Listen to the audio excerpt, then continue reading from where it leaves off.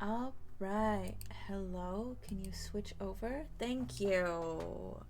Welcome to stream. We have a special guest again today. Welcome, TJ. Hello! Hello. Uh, I am very excited that you were adamant on Scarlet Hollow today because my brain is so fried, dog. Yeah, honestly, same. I was like, I'm hanging out with Hinox, and what are we gonna do? I'm like, I want to play Scarlet Hollow. I'm like, but we have to stream. I'm like, hey, we should stream. And today's usually Blueprints Day, and it's the first time I ever kind of dreaded it because I just It I takes brain. it takes so much brain, and I couldn't even process my coworker saying goodbye to me yesterday. So being able to do math or anything else you have to do in that game, not not for me. Oh, did I tell you? I assume you're not caught up on my streams because that's a lot of content and you have other content and also a lot of work right now at the end of the school year. Um, Yeah, no, I'm not caught up. uh, I finally got the reservoir Oh, emptied, and when I did, I had 27 keys. what the fuck? Oh my god, did you use the laundry machine? No! I can't even remember what it was. I think it was a lab experiment that was like Hmm. every time X happens, give yourself the amount of keys per like time, like next day rooms in my Mm, house, and I always have a million hallways because they're just ever multiplying in a state of mitosis. yes. Um, so I got a billion keys like 3 times. So I was just wandering around willy nilly. I went and opened all of the Great Hall doors and I went, damn. Well, I guess I'll deal with the reservoir next time. Wait a minute. And I was trying to solve the puzzle for a little bit, and then I went, wait, I have a billion keys, and I doubt there's more than 20 boxes down here, so let's just go. Hell yeah. I love to be able to brute force a puzzle. Absolutely. I definitely also brute force that one for the most part. I was just like reading the things and going, okay, I'll keep that in mind. I wonder what this box has in it. Um, I'm just like, I know myself. I'm going to eventually open all of these boxes, and so it doesn't really matter what the puzzle is. Yeah, I love it. Okay, live scene. Oh, are you gonna be rude about Scarlet Hollow, or you just need me to click on it like a baby? You're gonna be rude about Scarlet Hollow, which is the worst of the two. I would prefer if you were a baby. Okay. I don't understand. I really don't understand why it hates Scarlet Hollow so much. Thank you. Okay. We're in. Nope, Ah, this is not the right one. no. This is where we left off in D&D. We're about to meet Reese. Ooh, exciting, Gregor. Oh, Gregor. we're Blonathan. I forgot we were Blonathan. Delightful. Yeah. Um it was very it was very fun. Uh Before we open our eyes, I want to talk about that a little bit. Okay. Yeah. Do it. Um Do it. Do it. because at the beginning when we were all talking and laughing, we were like, "Oh my god, we're so excited. We didn't even know that playing Scarlet Hollow was an option." And I kept being like, "Did none of you hear me when I said we can't play Scarlet Hollow twice in a row, but I do still want to play it in the future?" And we played D&D last time, so we can play Scarlet Hollow. That's how that logic works. Yeah. are you guys with me? And they go, oh, wait, what? And I go, okay. We can play Scarlet Hollow, and that's what's important. And they go, yay! um, I had to start writing down whose roles are who because we started getting more and more into it. And Natalie keeps insisting that Tabitha's a side character that doesn't matter and doesn't show up much. That's only if you are mean to her and ignore her. People show up as much as you interact with them. Fine. Like, Chloe and I played and she didn't even meet Avery once until, like, the very end when we were in the store with Tabitha.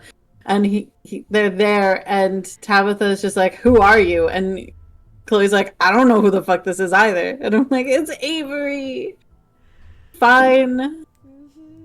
And we also haven't seen Avery much, and that's also a person they play. So they're like, I don't have anyone important to play, and I go, what the fuck are you talking about? What are you talking about?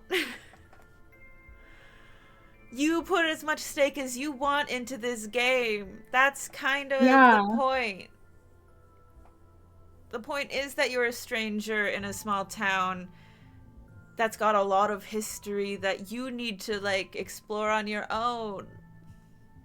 Mm-hmm. And that means talking to people. We talked to Kanika. We went to the general store. Ooh. I was really worried because I was like, there's like a 20% chance that we have to talk to Sybil again because we just saw her walk in here. And I don't want to talk to Sybil, guys. And they went, we're gonna go in because you said there might be a hot goth in here. And I go, yeah, that's my bad. But we talked to the hot goth and no one flirted with her because they wanted to play it cool. And I'm sitting here like, we have such limited time to endear these people to us.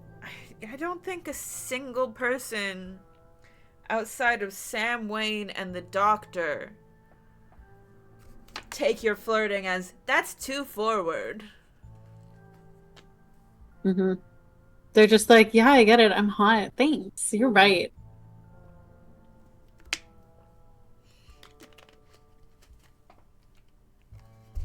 I love, like, the concept of them being like, you're so right to be into me, and then the doctor being like, what the fuck is wrong with you? No.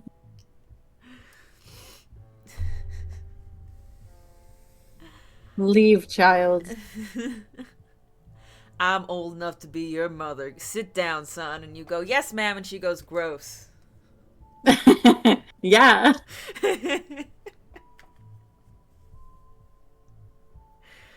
Oh, and we're about to meet her. That's exciting. I think I'm going to demand to voice her. Okay.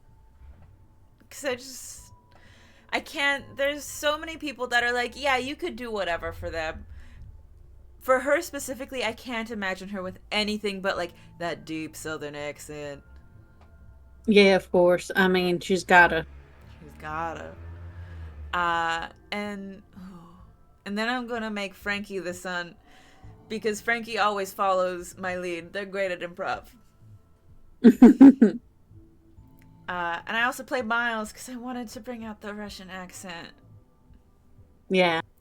You gotta. I gotta.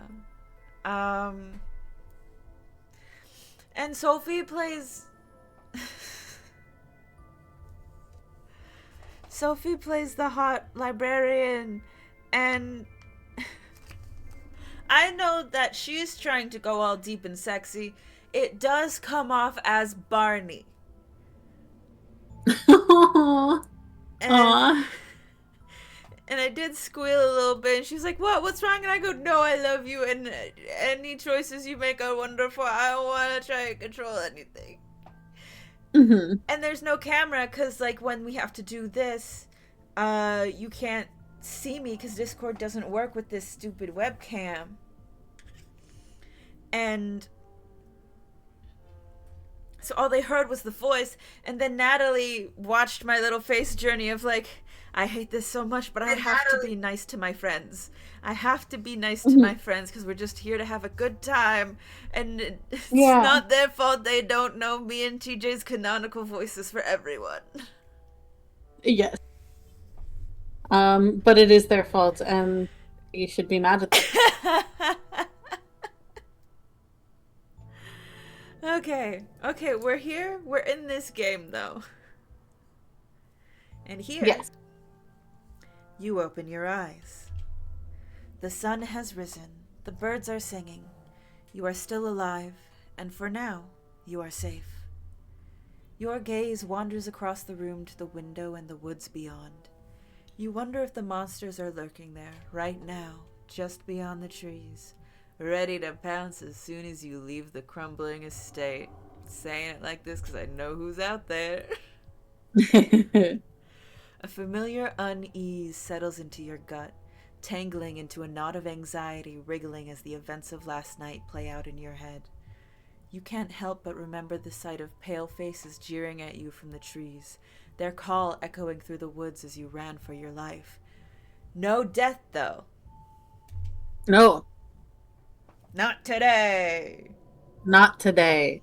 You're not sure if you'll ever feel okay again after what you've seen, but you can't stay in bed forever. Hey, imagine the other, 75% of the different timelines you have. I know you don't know about this, but most of the time you don't save those people, MC. So, Yeah, you're doing pretty good today, friend. you're doing pretty good. Hunger pulls you from the clammy depths of the mattress. Let's check on Dustin. Dustin. No one clocked that I called him Dustin in the D&D group. They were just like, "Yay, opossum!" And I go, "Yeah, his name's Dustin." And they go, "Okay, bye, opossum." And I go, "Okay." No, he has a name. We use it. He has a name. Their names are Dustin and Dustin's mom. Yeah. You open the drawer to check in on the little opossum you met yesterday. Oh, good, he's still here. That's nice. I'm gonna leave the little man's in peace. You decide to leave the little man's in peace. Look in the closet. Hi, Dolly. Great! The doll didn't move during the night. Maybe it isn't haunted after all. Though, after everything you went through yesterday, that's hardly a consolation. Let's go back. You turn back to the rest of the room. Hi! Hi, Wayne. It was at this point in the D&D game where I realized that they couldn't see my little pointer. Because I was going, "Oh, my boyfriend!" And they'd go, "Where?" And I go, "Where I'm pointing." And they go, "We don't see anything." And I go, "What do you mean?" I'm waving it rapidly. Yeah. That's disappointing and unfortunate because there was a lot of stuff that I was pointing at with my little pointer finger, and I was wondering why they were taking so long to look at it. Now I understand. You creep towards the window, careful not to be seen by whatever might be lurking in the garden. Bye. For a second you thought you saw movement. It could have been an animal. It could have been something else. Whatever it was, it's gone now. Leave the window. Maybe you'll head out there and investigate after you've finished waking up. Time to start your day. I did railroad them into investigating. Why don't we get to shower? I don't think we were traumatized enough, I guess. No, that's not. I've always gotten. Maybe you don't get to shower the first day? Is that true? I think that's true, because I was expecting to shower during D&D time, and we didn't shower then either, and we did watch Duke die. No, no, you usually shower because, you usually get to think about what happened the first night. Right? Hey, game, why don't we get to shower? Hey, why are you... Oh, maybe we shower before we leave? If we leave? I don't know. Whatever, it's fine. I'm not gonna derail us by thinking about this. It's fine. I'm in the same boat as you, man. I don't know what's up either. I thought we were a morning shower type of person. Well, I'm just metagaming in my head going, no, we need to think about Oscar. We need to get the relationship points from thinking about him in the shower. We need to psychically connect. Yeah. Fine. You're back in the kitchen. Frou Frou eyes you from her favorite spot on the counter. Excuse me, ma'am, but may I pet your beautiful fur? Part of you hopes that flattery might win her over, as silly as that may seem. You are, after all, talking to a cat. Frou Frou merely flicks her tail faster. It doesn't look promising. I like how lumpy she is. Mm-hmm. Like a real cat. Like a real Hey. cat. You sure took your time getting up. Hi, cuz. It's like 8 a.m. Is that late? It's late for someone who was supposed to be at work half an hour ago. Okay. Like me. Yeah, I gathered that part. I don't want any repeats of last night. From now on, no running around in the woods after it's dark. It's dangerous out there. Mm-hmm. You could fall down a cliff. You could get stuck in a hidden cave somewhere. You could get lost in the woods and never be found. Did we not tell her about how we fell down the cliff? I don't think we went into that much of detail. We don't need to tell her. Mm-hmm. Just because nothing happens here doesn't mean it's safe.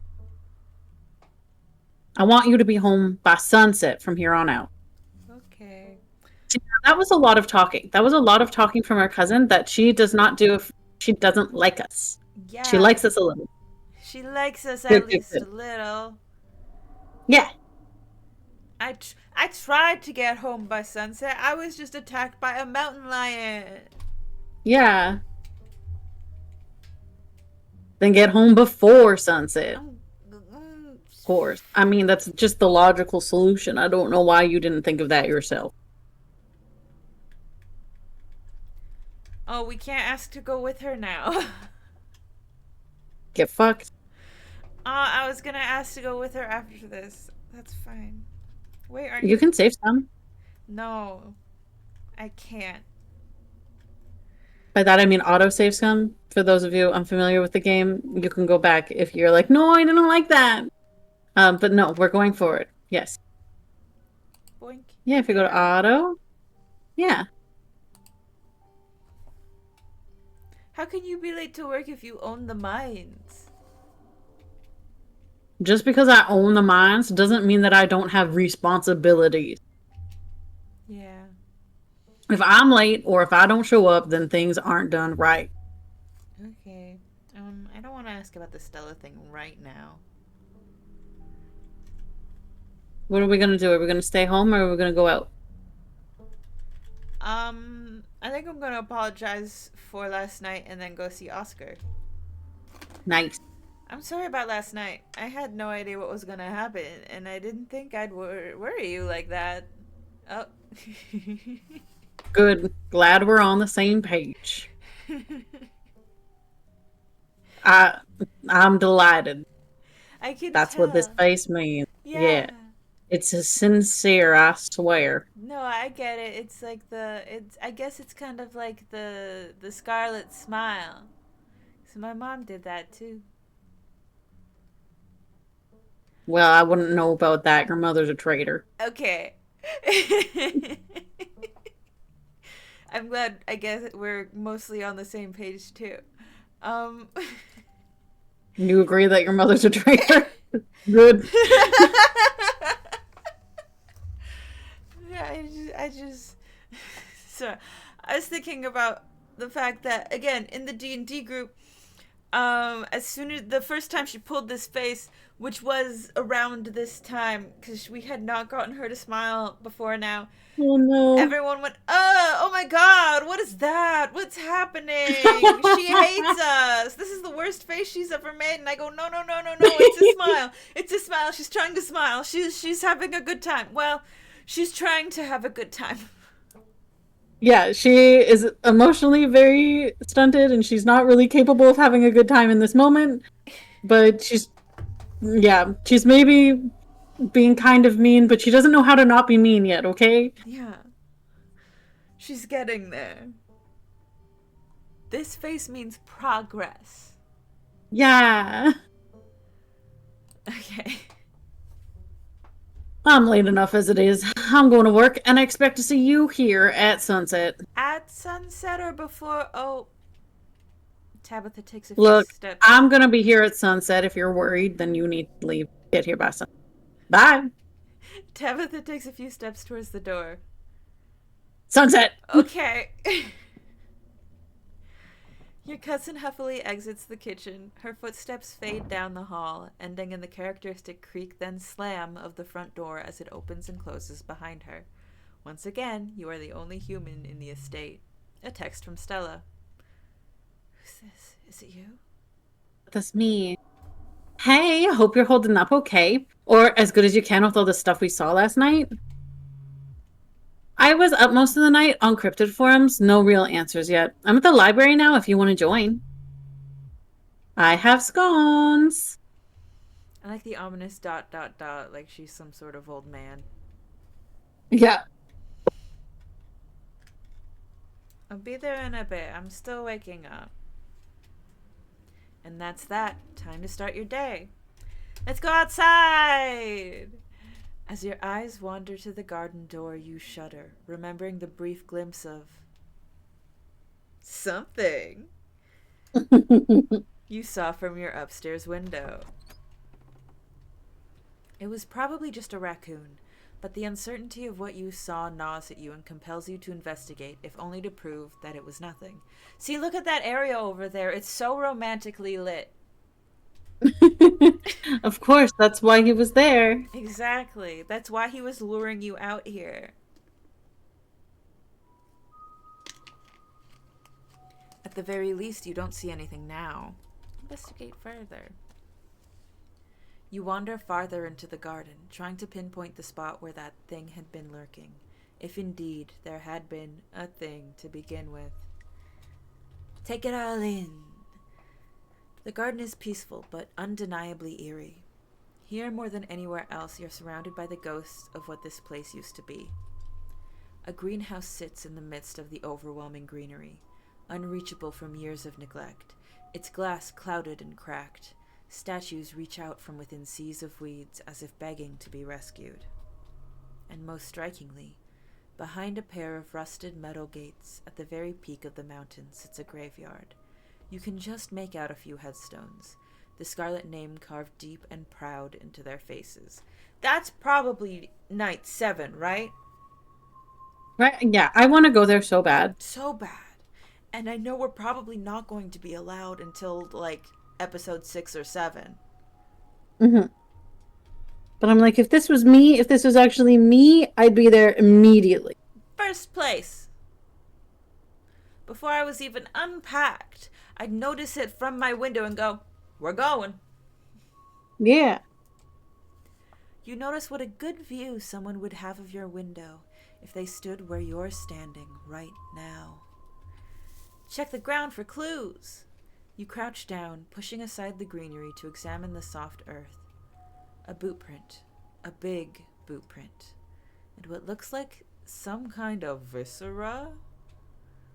Your thoughts turn to the specter from the night before. You snap a quick photo, just in case it comes in handy later.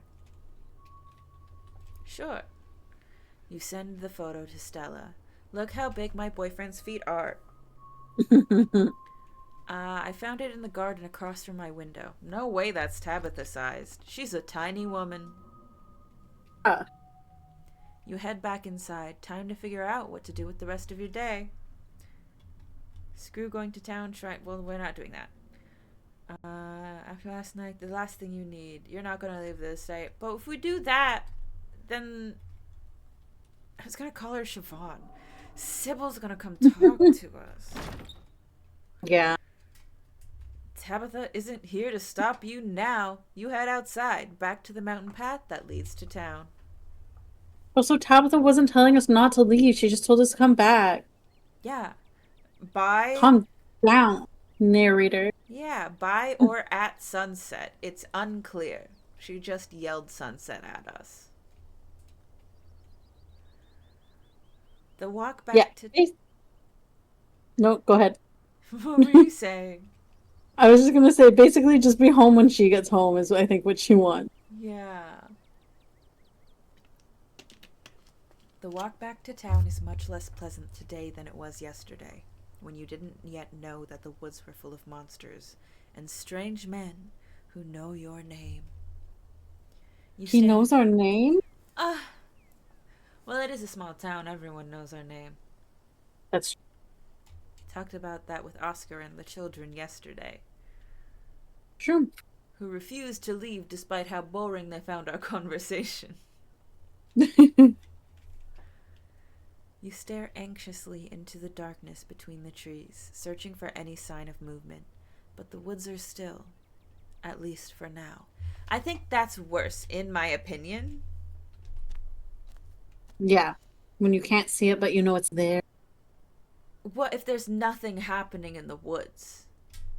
Oh, also, yes, very true. Yeah, woods should have shit going on. No wind, no birds, no creatures. Where are they? Yeah. Bugs? The autumn-tinged mountains, sprawling for miles in every direction, now feel less like beautiful scenery and more like the walls of a cage. Your phone buzzes in your pocket. Jeez, that's creepy. All the more reason to come to the library. He's just watching over me. Look who I found at library. She said she was up all night thinking about the video. Adding you to a group text. Okay. Who was I'm Kanika? only here because it's quieter than the store. Or was, lol. I'm trying to figure out what animal that. I don't buy into this harbinger of doom stuff. Well, we did. We get to read so many books. I'm so glad we remembered to go to. We're gonna go to the library because we have so many books to read because we're book smart. Oh, It's gonna be so yeah. good. That's exciting. Yeah, I forgot about that too. yeah. We know what animals they are, and they're ditchlings, and they are harbingers of doom. Sounds like they're having fun. We know what a ditchling is. OMG, it's Kanika. Hi, Kanika. Dang, I need those scones. On my way. I'll be there soon. Send a heart. I thought I told you I'm out when I've never said this to you before. Yeah, I thought I told you. Just send a heart emoji and put my phone away. Almost back to town. You make it to town in one piece. No creatures jump out at you. No scary men block your path. The sight of other people is comforting. Wayne's a person, technically. But we didn't see him on the path. Yeah. Helping you forget the things you've witnessed, as if they happened to someone else. Hey, you're Tabitha's cousin, right? Man, the resemblance is uncanny. The name's Avery. I work over at the diner. And I'm Sybil. I run the tea house. I believe you met my daughter Kanika yesterday. And my daughter's friend Stella, for that matter. You've really been getting around. You wouldn't happen to know what's up with her, would you? She mentioned something about you in the woods last night, but she was really cagey about it. Did something happen out there? She barely even waved when she walked by.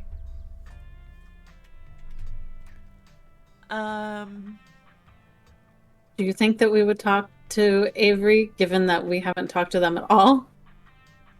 Just dish the whole thing? No, they're a pretty calming presence. They're pretty calming presence, and I do every time I see Avery go, I trust you implicitly with my life. Let me tell you all about everything. But Sybil's here, and I don't want to tell her all of the gory details. Yeah, but Sybil already heard everything from Stella. Oh, that's true. That is true. Stella has drunk the tea, you know? She's not gonna hide anything. We're book smart, but we're not social smart. Nope.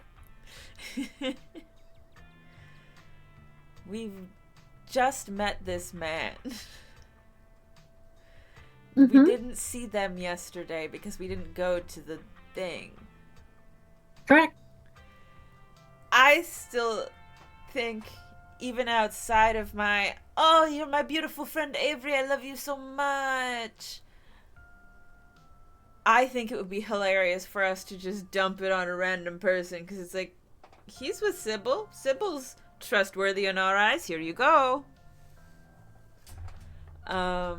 But I do I think I'm just gonna say I'm traumatized and not ready to talk about it much. Yeah. What happened last night was traumatizing. Not nearly as much as it could have been, and some little part of me keeps reminding myself of that. But I just don't think I'm ready to talk about it yet. Oh, okay, I get it. Sounds like you've been shaken up pretty bad. I'll tell you what, I'm on break for the next half hour. Why don't you swing by the diner if you want to decompress? Winnie can fix you some of Sybil's new blend. Maybe it'll calm you down a bit. I think you'll like today's mix. It's shaga and lemon balm. Should help ease your stress and tension. And if you feel like talking, I'll be all ears, but no pressure.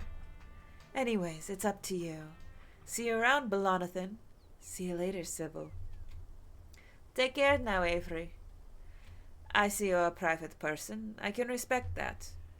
You never know how someone might respond to hearing the truth of what you've encountered last night.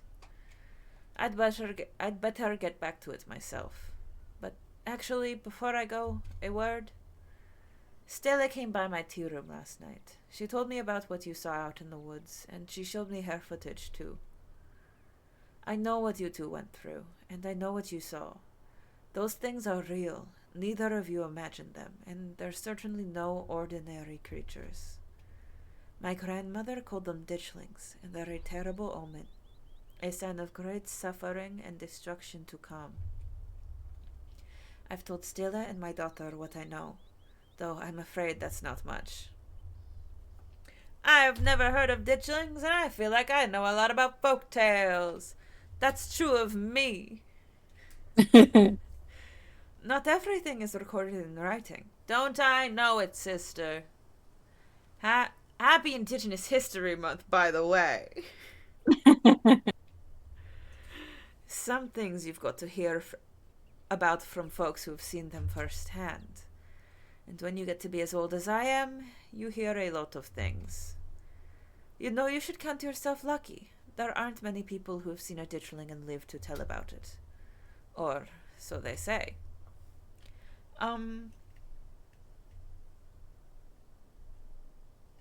What can we do about stopping what's coming? I'm afraid I don't have any good answers for that. But Stella and Kanika are doing their best to get to the bottom of this. Aside from that, I suppose the best we can do is stay close to our loved ones.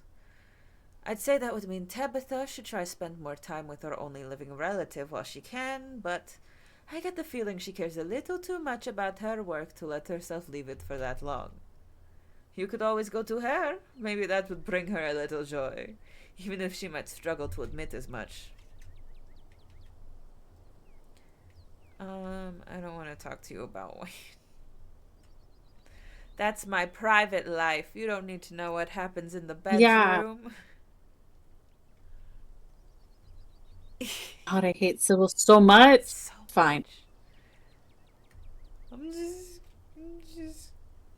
You remain silent. I'm sorry to cut our conversation short, but I've got things that need tending to. Stay safe, Belonathan, and God bless. Like you I think believe we're the in ones who him. cut it short by stopping answering. Thank you. By simply becoming a rock. Yeah. You probably have a bit of time before you're needed at the library. Do we want to go talk to Avery? No. I mean, no. Okay. Let's go. Library. What were you Do it. saying? Do it. Do it. Do it. I was just gonna like give you permission to go essentially, like if you want to. You're the captain of this ship. Follow your gut. I'm going to the library. You enter the former town hall. It's quieter today, distinctly missing the presence of yesterday's 3 teenage girls. Oh, hey, you made it!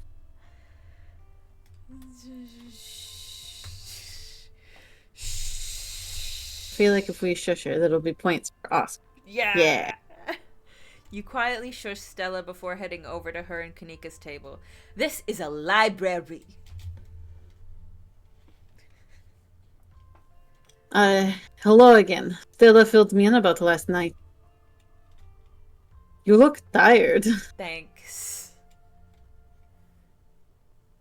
This state isn't the easiest. Fucking Gretchen.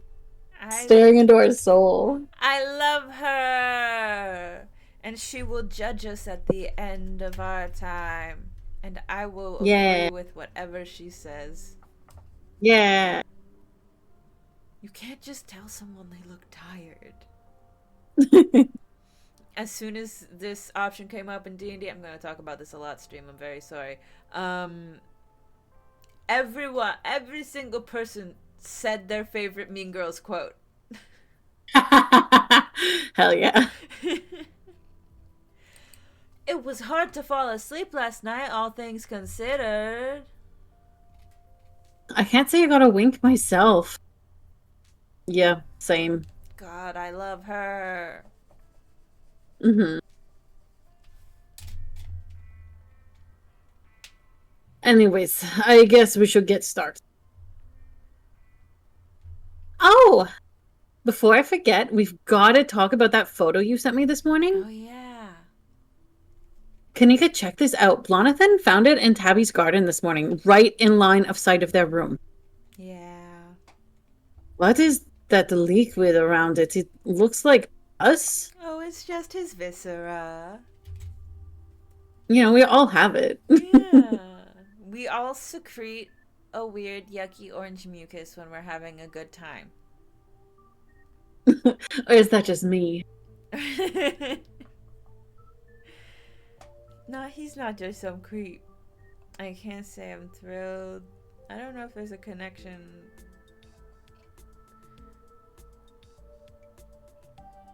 Let's just say those boots are too big to be Tabitha's. Definitely. I wonder if there's any connection between these prints and what happened in the woods last night. Like what? I mean, I don't have anything specific, but we do have that whole prophecy of impending doom angle to explore, and this photo is weird. I can't stop thinking about those letters on the ground. If whoever left those prints is sick, maybe it's from the creatures you encountered? Hey. Hey there, stranger. This was also me. Okay. Hey, Oscar. This is Blonathan, Tabitha's cousin. Hi. I've actually already had the pleasure. Pleasure indeed. We had an excellent conversation yesterday, though I think it might have gotten a bit heavy for my daughter.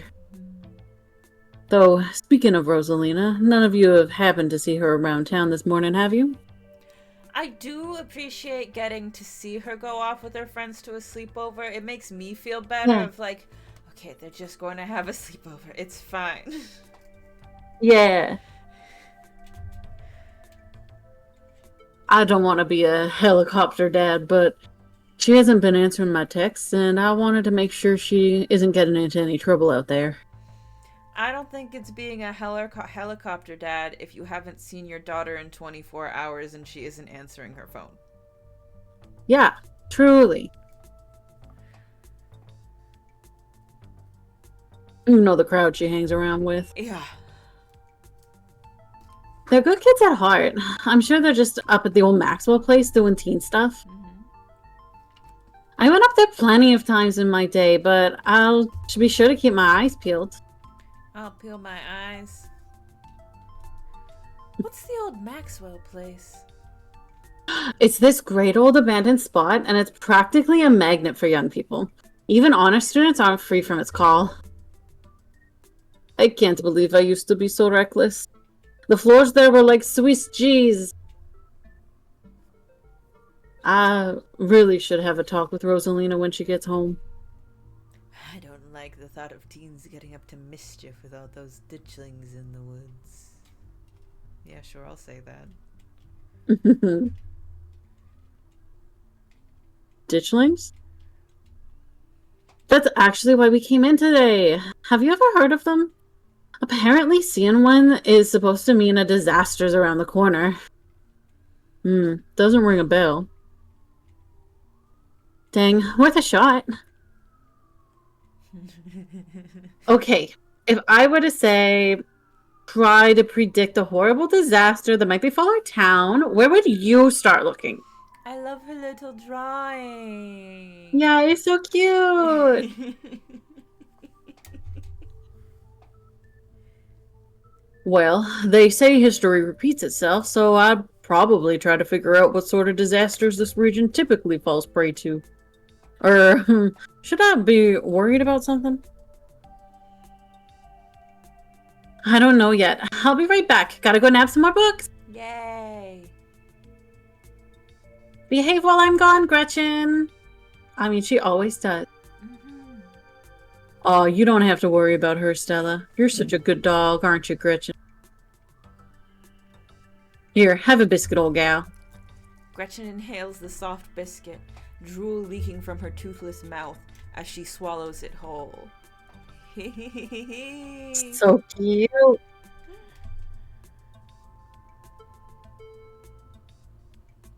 I am pretty sure Stella's barking up the wrong tree, Oscar. I don't think you have to worry about any horrible calamity befalling the town.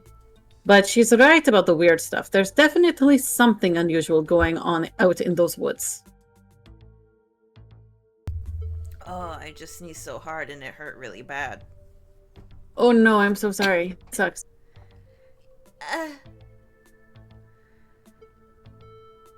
don't believe in the supernatural stuff, but the woods aren't safe. We saw it. Yeah. Whatever's out there in the woods has been brutalizing the local wildlife. I don't think it's safe. I'm gonna try calling Rosalina again. I'm sure she's fine, really. Rosalina's a smart kid. She knows better than to go around getting into trouble, and we'll make sure to keep our eyes peeled. Peel our eyes. Well, if any of you run into her, would you let her know her dad is worried? Yeah. Oscar anxiously wanders off, phone in hand. Got him! Just grabbed a whole mess of local history books. Yay! Stella sets a massive pile of books on the table and pulls up a chair. All right. This is going to be so much faster with the two of you here to help out. Got our snacks, got our books. Let's get this research party started. Books. Reading awaits. Ooh. Yeah. Do we want to take turns each reading a book? Sure, I'm gonna do historical buildings of Scarlet Hollow. Just the thought of reading a book like this would probably put most people to sleep, but you've got a mystery to solve and autism. And to solve it, you need to know everything there is to know about this town. Let's learn about our house. The Scarlet Estate, inarguably the most striking piece of architecture in Scarlet Hollow, and the most elaborate and elegant estate in the region prior to the construction of the Biltmore in 1895. Can we just say that's what our house used to look like? Or is that the Biltmore estate? I think this is what our house used to look like, because that's like the balcony that I am always looking at. Yeah. And Holy that's shit. the little dome. Yeah, damn. Our poor house. The graveyard. It used to be so accessible. Yeah. Oh, yeah, the graveyard. Yeah, so accessible. The little greenhouse. Okay. This is just gone. Damn. Yeah. None of the landscaping. None of the landscaping. That symbol's still there, though. And I do look out for it every time we go and see some wacko shit. just in case. Yeah. Can't believe we have someone in our family named Andrew Jackson. Andrew Jackson Scarlet chose the location to be atop a hill in Scarlet Hollow's geographic center, so that it might be seen from the town below. It remains a constant reminder of the family who carved Scarlet Hollow from the wilderness and provided wealth and prosperity to its residents. Do you want to tell us about the Hiram Scarlet Memorial? Yeah. First used as a field hospital during the Civil War, it was named for Silas Scarlet's eldest son, who perished in the bloody conflict.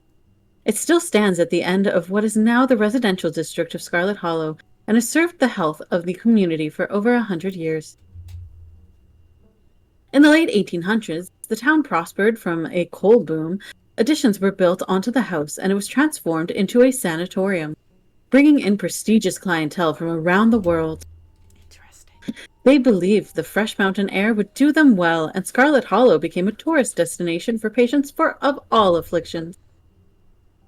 The clinic still operates to this day as a doctor's office and stands as a building of cultural significance. It's also a clinic and a morgue. Yeah. I will talk about the Scarlet Coal Mines. The original mining facility is no longer standing, having been destroyed in the collapse of 1918. Though the new facility, outfitted with all the cutting-edge technologies of the industry, is in itself a fine example of practical construction, the first iteration of the mining camp was the true product of its time, and what few photographs exist are an interesting peek back at a different era. Speaking of construction, I went to go to Dollarama today to pick up more paper for printing because I have very little left. Yay. And all they had was like the rough edged construction paper. So I bit the bullet. I went to the papery. I have such nice colors. They're so nice. Ooh, I'm excited to see them. I have a lot of black and white, obviously, but there's like a Yeah. maroon, there's an Ooh. olive, there's like a dusty rose. Ooh, exciting. Hell yeah. Yeah. And I specifically wanted to pick one up for Noah. Our friend Noah had requested one in sort of like an olive color because all of the other colors didn't fit within their color palette in their home. And I'm looking around my home going, yes, color palette. You only choose a few of those, don't you? Not all of them. It's mostly black. Yeah, true. I just like my little pops of color everywhere. Yeah. Anyways, so I'm really excited. After this, I am going to send them pictures of all the colors I have to be like, which one you want?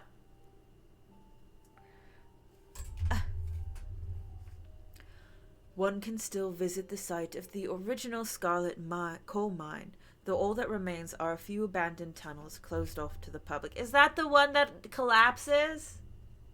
Yep. The Tremaine homestead, they have history? You know it. Tell me about it, TJ. Situated on the edge of Scarlet Hollow's farmlands, the Tremaine homestead was one of the earliest settlements in Scarlet Hollow, predating even the town's famous coal mine.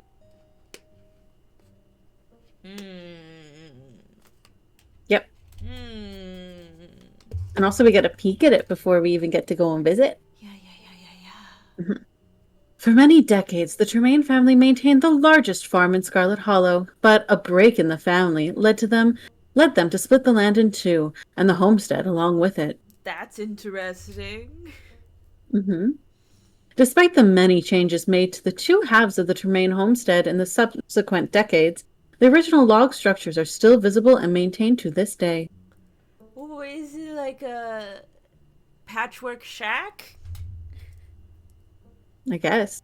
They are undoubtedly the oldest building left standing in Scarlet Hollow.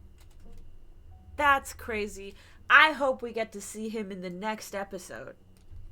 Me too. Feels likely. Feels very likely. One of the first buildings constructed by the Scarlet family. The Scarlet Hollow First Baptist Church still sits on its original foundation, though the building was reconstructed to accommodate the influx of citizens during the Scarlet Hollow coal boom of the late 1800s. Attendance has dwindled since the infamous mine collapse of 1918. People started believing in God a whole lot less. And Weird. weird how that happens. Mm-hmm. And while the building may have fallen into disrepair, its simple vaulted ceilings still evoke awe to anyone who enters. Could you tell us about Town Hall? Silas Scarlett personally funded the town hall's construction as the first municipal building in the then small community of Scarlet Hollow. I thought that said personally fucked. Silas Scarlett personally fucked the town hall's construction of the first municipal building. No. It has stood at the end of Main Street since before the Civil War. Its white columned edifice withstanding the ravages of the 1860s and continuing to stand to this day, a stunning piece of antebellum architecture. Yeah. After the town of Scarlet Hollow switched to a dog mayor system of governance in the 1920s, the building has been put to different use. Though the upstairs still houses the town archives and special ceremonial office for events with the mayor. It's been like this for 100 years? Uh-huh. So the mayor of Scarlet Hollow's a dog. We're done here. You close the book and put it back. To have the line, so the mayor of Scarlet Hollow is a dog, and then to refocus on Stella's face is so good.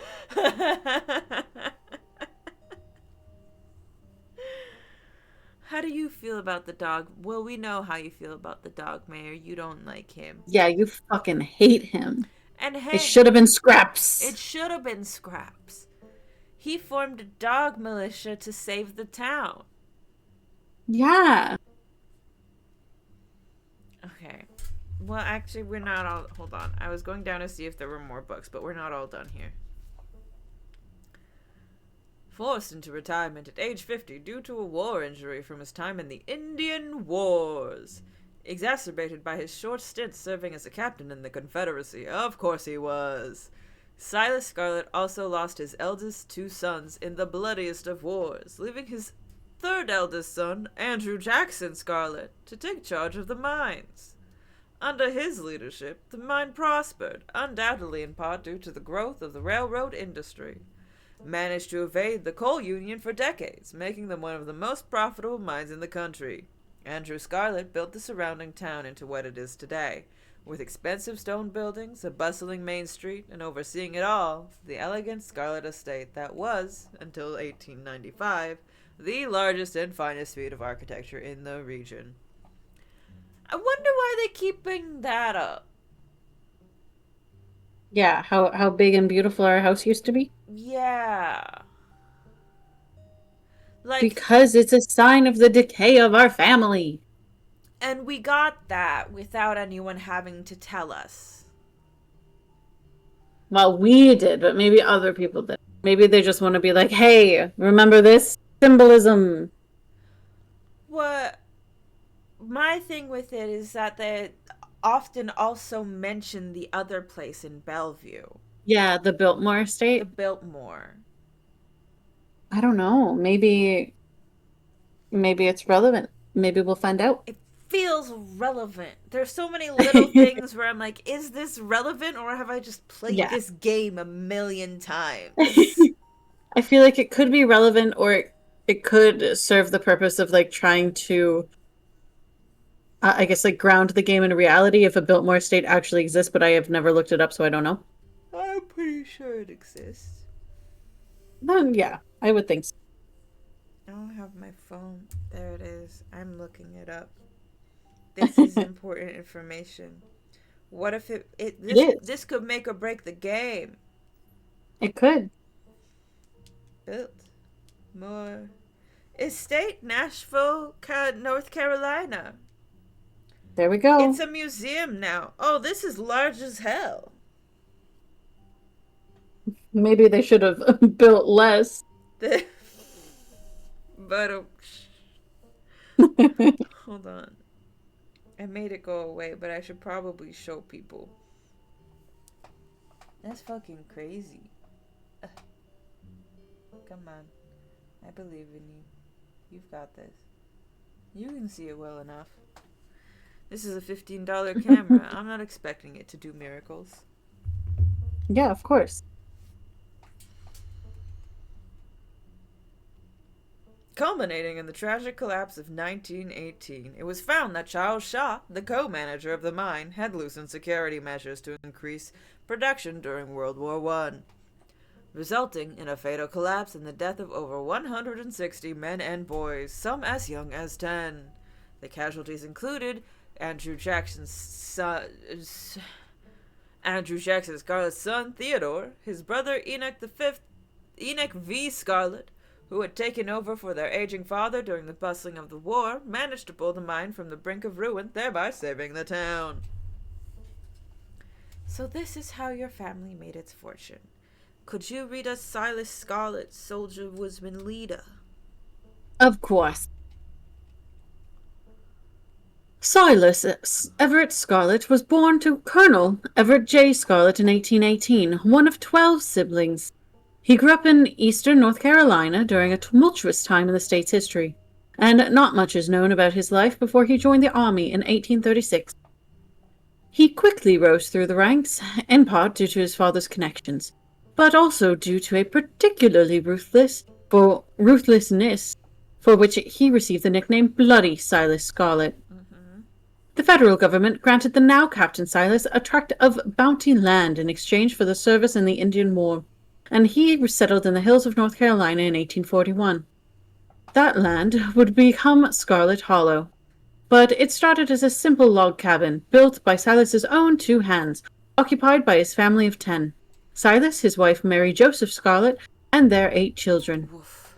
Logging business brought many workers and fellow landowners to the hills, but it wasn't until Silas discovered rich seams of coal running underneath the entire region that Scarlet Hollow was really put on the map. He saved what he could and bought the surrounding hillside at a great discount, cleverly hiding that he knew about the land's true value. Thus, he had all the resources to found Scarlet Hollow, now famous, the now famous coal mine of Scarlet Hollow. Happy Indigenous History Month. Yep. It didn't hit me until the last time I played this that this was like, oh no, this is the way white people, like old white people history books, talk about how they lied and cheated native people out of their land. Yup, 1000%. You finished with this one. My family sucks. A few entries catch your eye. Mothman! Yay! We're gonna talk. I'm gonna tell. Shut up! I'm telling you about Mothman. Okay. The Mothman. Hold on. The Mothman is the large flying creature, generally described as humanoid, with glowing red eyes. It was first spotted by a couple in West Virginia in the mid-1960s, and was encountered in the region several more times in the following years. The Silver Bridge collapse. Collapse. Hello?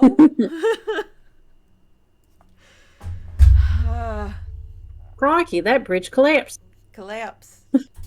Silver Bridge collapse of 1967 has been linked to a series of Mothman sightings, and it's said the presence of the creature served as some sort of omen, or was a catalyst that led to the disaster. This has since become an important aspect of Mothman, the sightings of this cryptid often taken as a sign that some great misfortune is soon to follow. Do you want to tell us about the Jersey Devil, a wyvern-like creature? Mm-hmm. I guess. I do. Yeah, I guess. Mm-hmm. Though the Pain Barrens, the place of this creature is said to have been born, are far from the Appalachian wilderness, sightings of the New Jersey Devil have been documented all throughout the forest of eastern United States.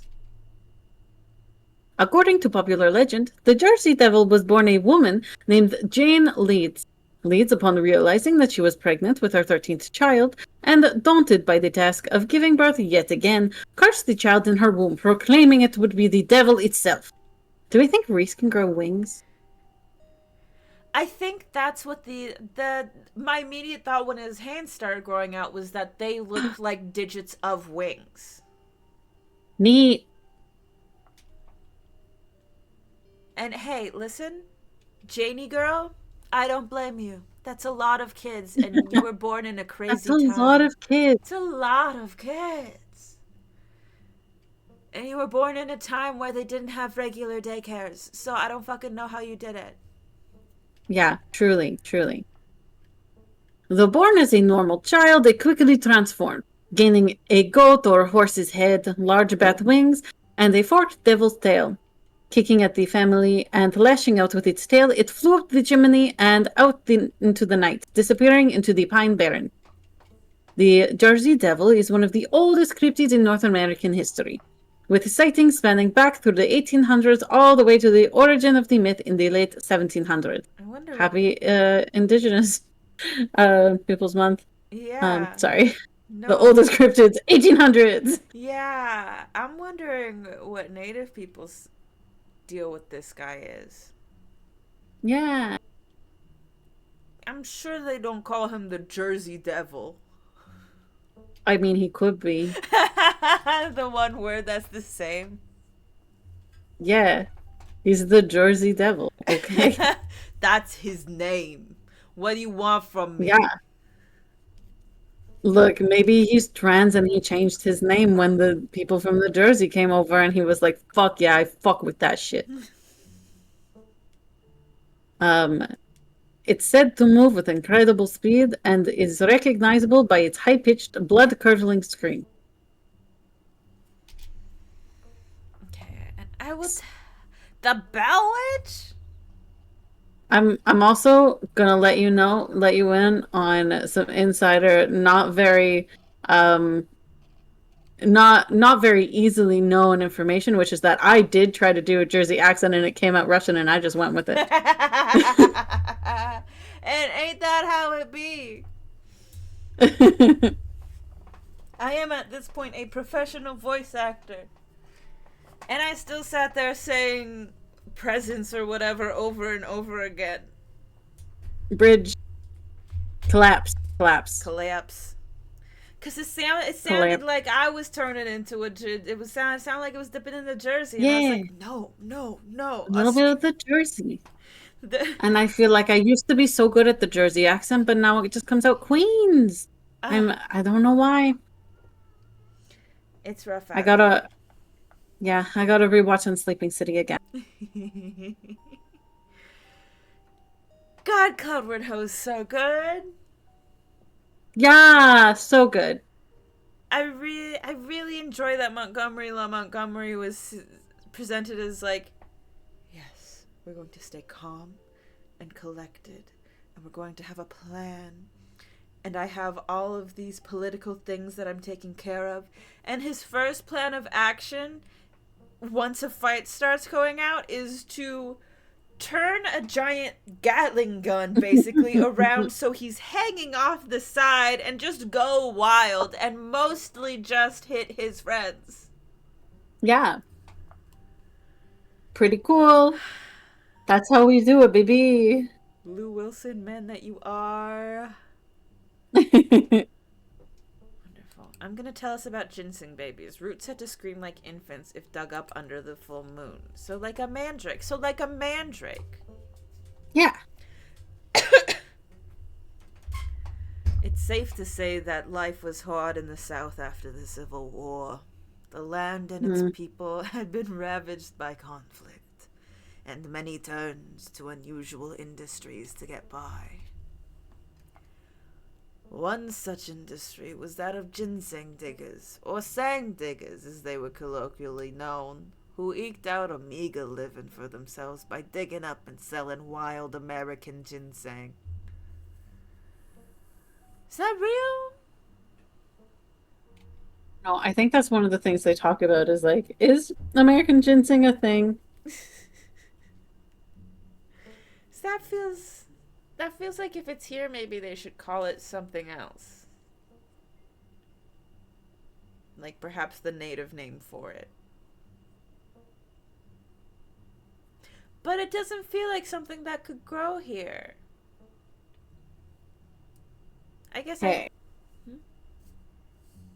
American ginseng, um, Panax quinquefolius, is a species of flowering plant in the ivy family Araliaceae, native to eastern North America and has been introduced into China.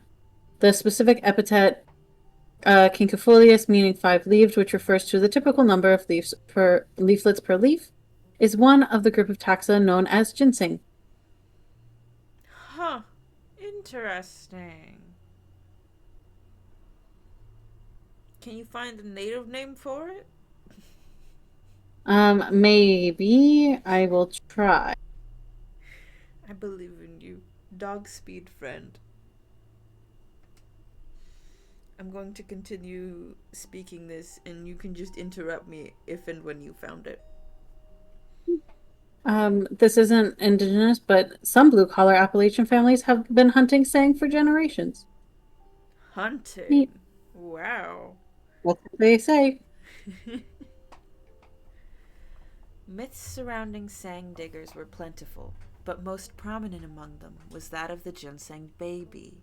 It was said that if you dig up a ginseng root on the night of a new moon, it will cry like an infant and leave blood in the earth when it's torn free. Oh, yuck! That's what that is? Yucky. It's very cute, though, and it does kind of look like a ditchling. The parallels to European mandrake myths are clear, and it can be assumed this myth arose from cross-pollination from European immigrants. But perhaps on the night of the new moon, you should go out... Oh, hold on. You should go out and dig up a ginseng root. See if it cries and check the earth for its blood. For it could be that the myth spread not through legends passed down through immigrant families, but from the unsettling experiences of these Appalachian foragers.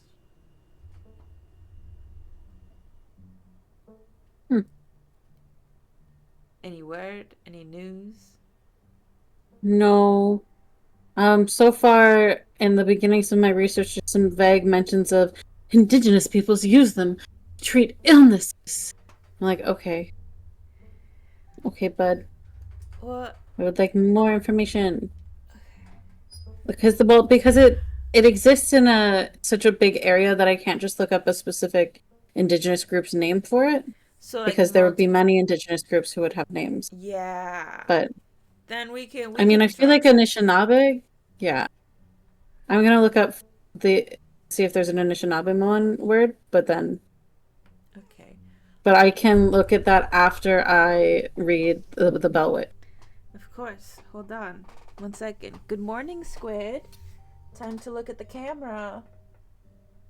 You're so close. I believe in you. It's right here, baby. Look up. Yeah, okay, you glanced. You can go. Bellwitch. One of the most famous hauntings in North American history, the Bell Witch, was a strange entity that plagued the citizens of the Red River region of Tennessee in the early year that couldn't read. 1800s. Thank you. I do have a slight lag from you. Many strange phenomena have been attributed to the witch through the years, but the most famous was the haunting of the Bell family. It started out as a fairly typical haunting, with unnatural sounds echoing through the house after sundown, and the appearance of a strange mammal that no one could identify or capture. Unlike other hauntings, though, these acts quickly escalated to attacks on the family, and in particular the daughter, Elizabeth Bell. She was constantly covered in bruises from the spirit's abuse. Uh, The spirit could frequently be heard speaking through the walls, its disembodied voice mocking the family and any visitors, and eventually escalated to giving full-blown hallucinations to oh. those dwelling in the Bell house. Though this haunting ended in the early 1800s, its activity continued in the region for many decades. Mm-hmm. Could be that the entity known as the Bell Witch may still dwell in the Red River region to this day. I'll say. See, that scares me Yeah. because of like the pastor and his daughter and the rats in the walls, and they're saying mean things to him, and I'm like, damn, is that the Bell Witch? I was thinking about how closely this relates to the ghost stuff with Charlie. Also true. Yeah, also very true. So I was just thinking, oh, well, they think the ghost is a witch because she's doing all this stuff and she's got like long, creepy hair. And in that Hmm. same vein, you could call Charlie like little puppet master because it's themed puppets. Yeah. Thinking about the Bell Witch being here is crazy though. Mhm. Yes.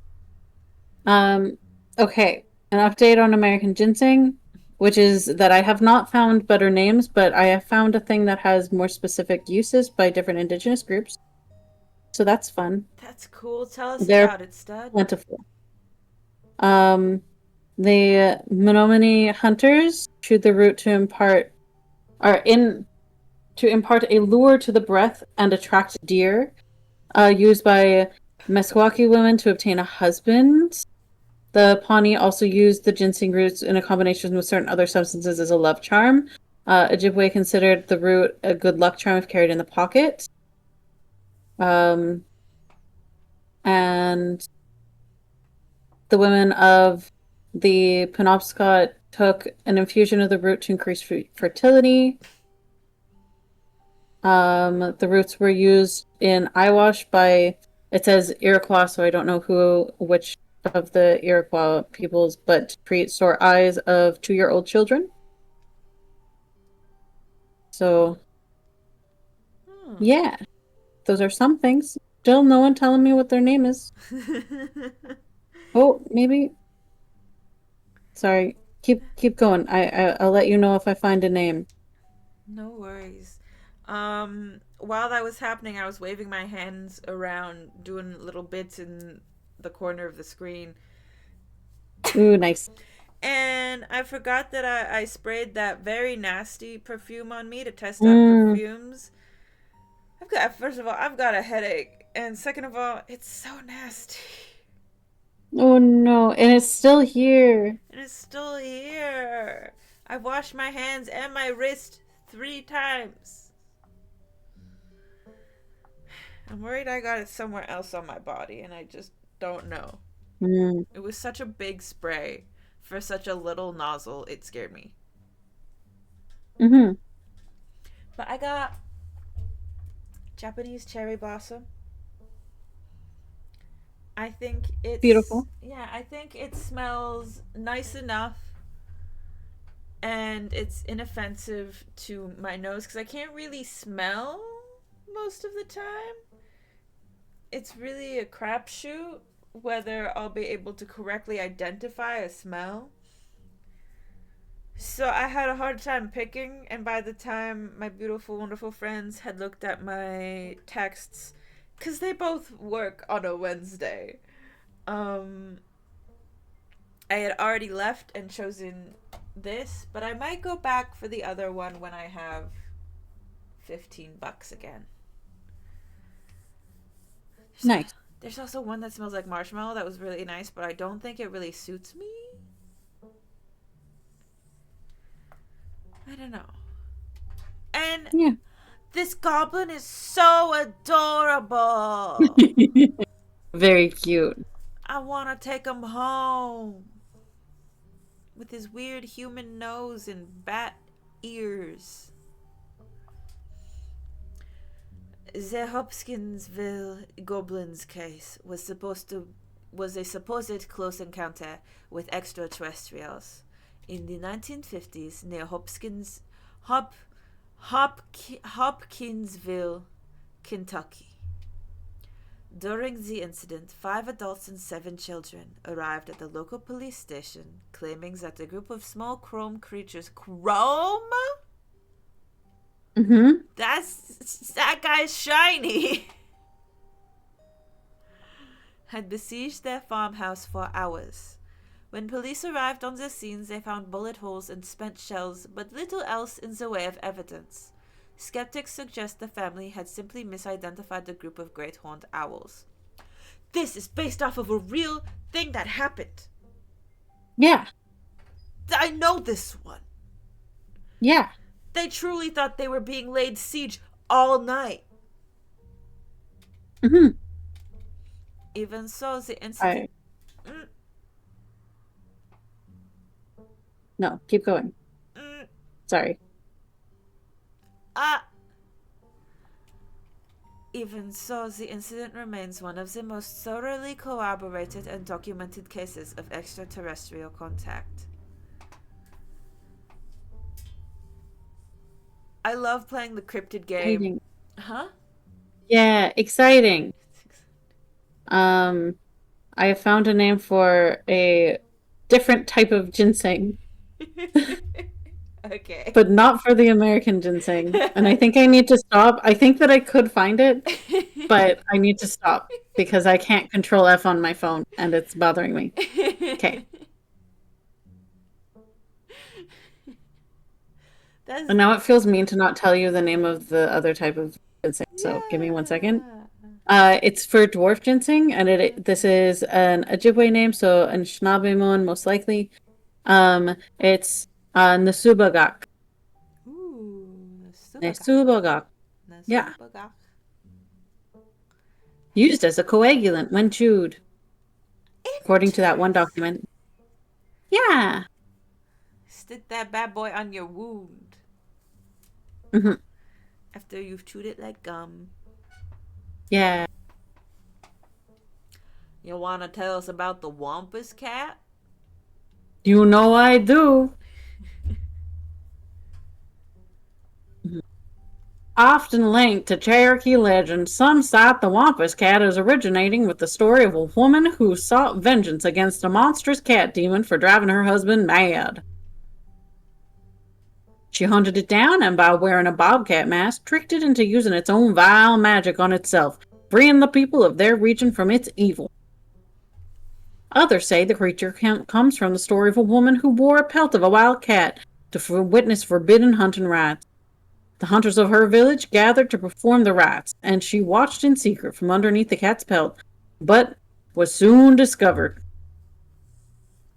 For her indiscretion, she was fused with the pelt and transformed into a creature that was neither human nor cat, forced to wander the wilderness alone, feared by all. Her calls are those of great sadness, and serve as a warning to anyone who dares goes against tradition. Wonderful. Tommyknockers. Tommyknockers originated in Cornish mythology, spreading to the United States when Cornish immigrants began working in Appalachian mines.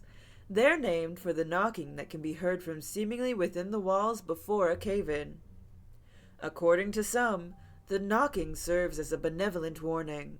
Others believe that the creatures take stolen hammers to the supports of mines and collapse them on whoever is unfortunate enough to still be inside. They are traditionally thought to be impish, leprechaun-like beings, but some claim they are spirits of dead miners, forever cursed to haunt their final resting place. Tell me a ghost story! There was a hunter who lived in a tiny cabin in the middle of the woods, all alone with his hunting dog. One night, after a particularly bad week of hunting, both their stomachs empty, the hunter spied something out of the corner of his eye. Some small creature had gotten into the cabin through a hole, and before he could even figure out what it was, he'd drawn his gun and fired at the thing, his hunger guiding his actions. But it was quick and ran back through its hidey hole and out of sight, leaving only its long black tail shot off by the hunter's rifle. Like a lizard. Mm-hmm. Guess this'll have to do, he said to his dog, and threw the tail in the pot to cook a soup. He and his dog ate well that night, the tail filling them both up. The hunter crawled into his bed, satisfied, and his dog curled up at his feet. He woke up to the sound of long nails scrabbling across the wood. His dog was nowhere in sight, only a rumpled spot on the covers where he'd been. And in the gloom he saw two big yellow eyes staring right at him.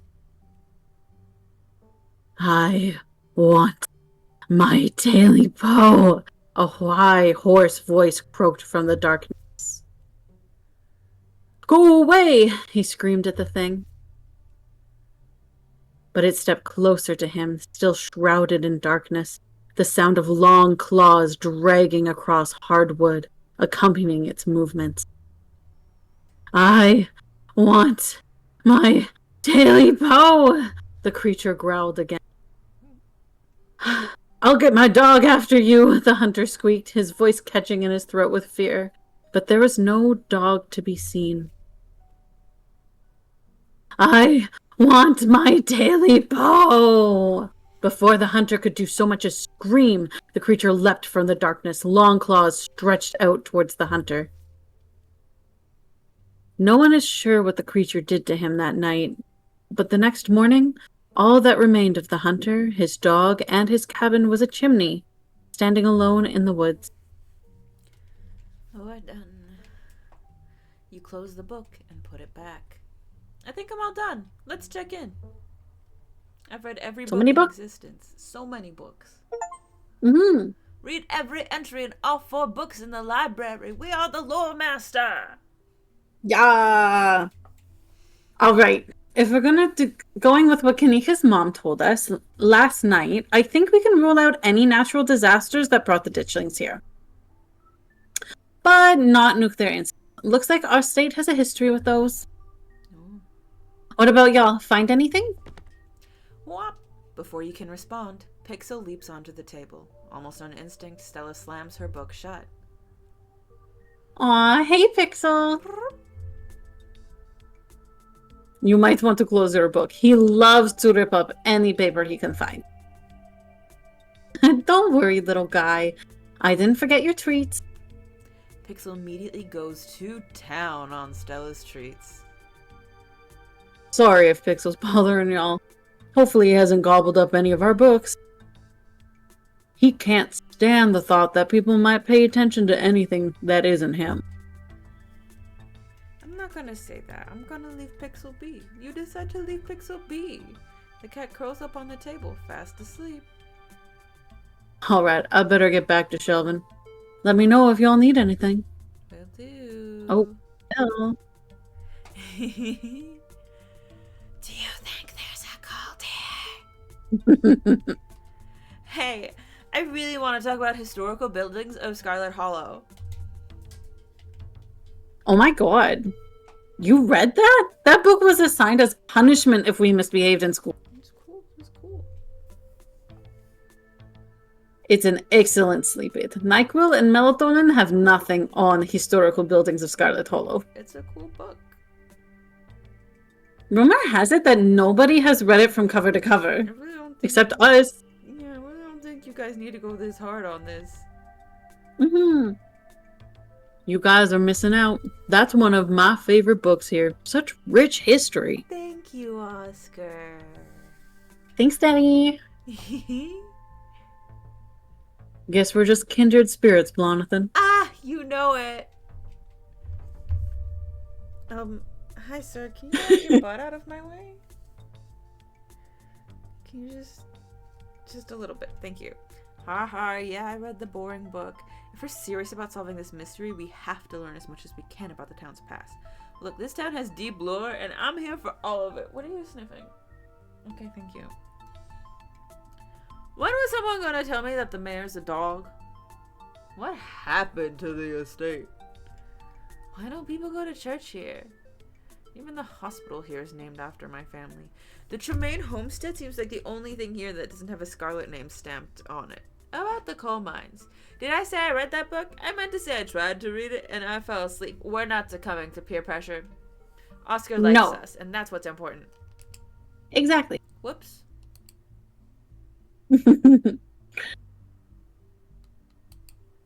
This town has a deep lore, and I'm here for all of it.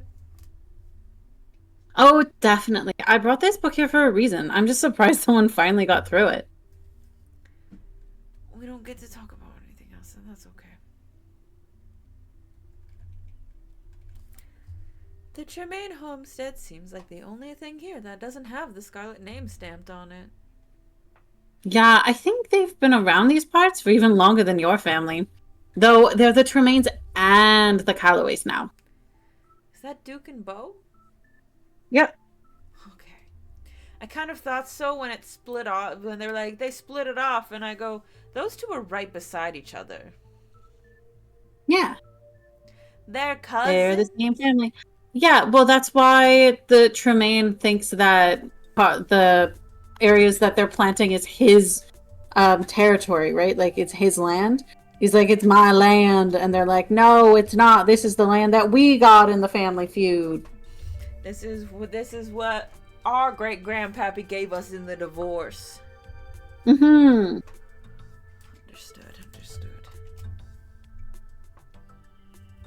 They literally split their farmhouse in half over that schism. I want to see the weird duplex Duke lives in.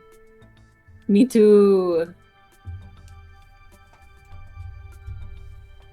Duke's actually on the Calloway side of the family. Oh, there's the answer. Yeah. Hey, my house is fucked up. Mm-hmm.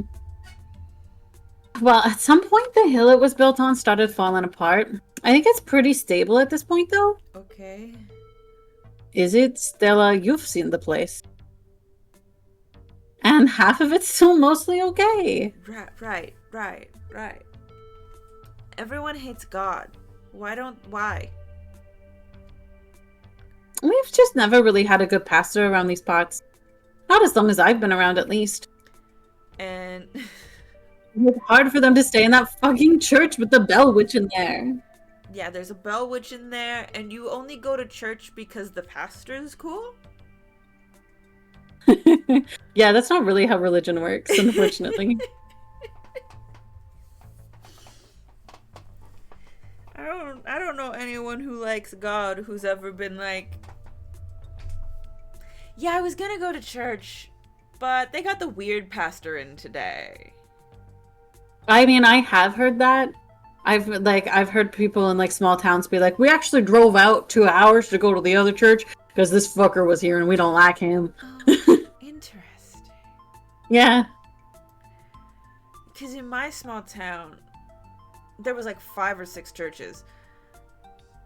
And my nan still made us go to this one church, and every time she'd go like, I hate this guy. I dislike all of his sermons and all of this stuff. He's just really rude. And we go, why are we going, Grandma? And she goes, well, we have to go to church. Mm-hmm. I go, God will be mad. God will be mad. And we go, there's 5 other churches, Grandma. And she goes, shut up. This is the right church for us. I did a lot of research. This is where my mom went. And I went, oh, okay, Grandma.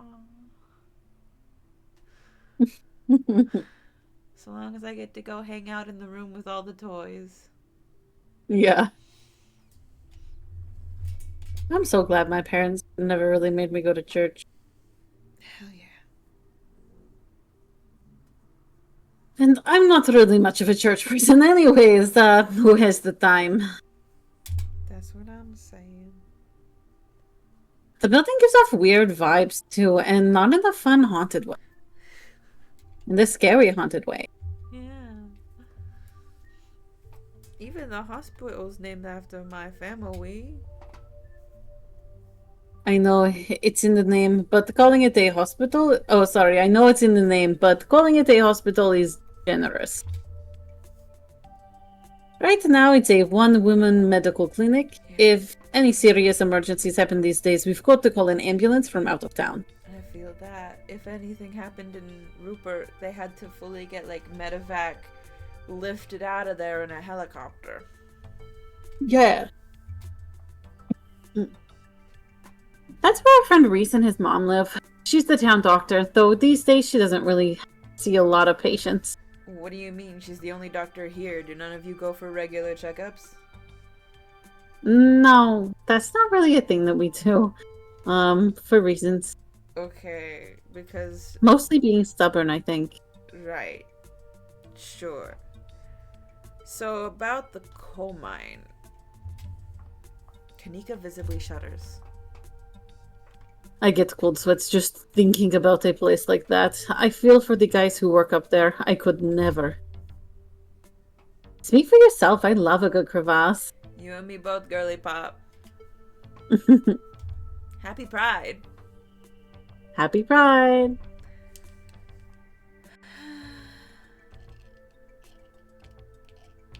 The mine's too obvious. It's gotta be something else. What happened after the mine collapsed? The book just kind of glosses over that. It just says things got better. There was a union for a little bit, but it didn't last. There's not a whole lot written about the past century here. What a good cat. Yeah, the Scarlet Hollow Mine isn't exactly the most ethically run business.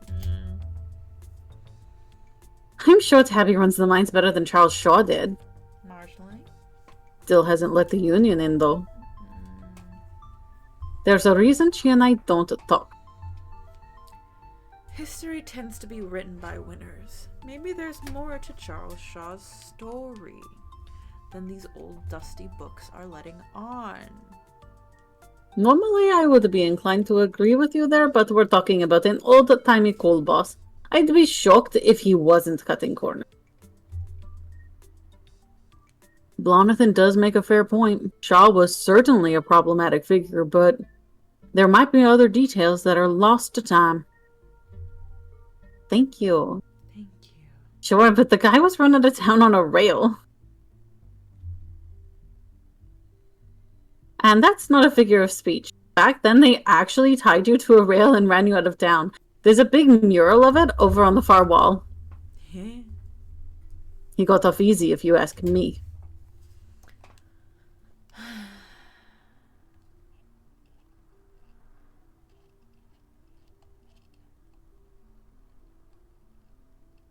I'm not sure how they tie in.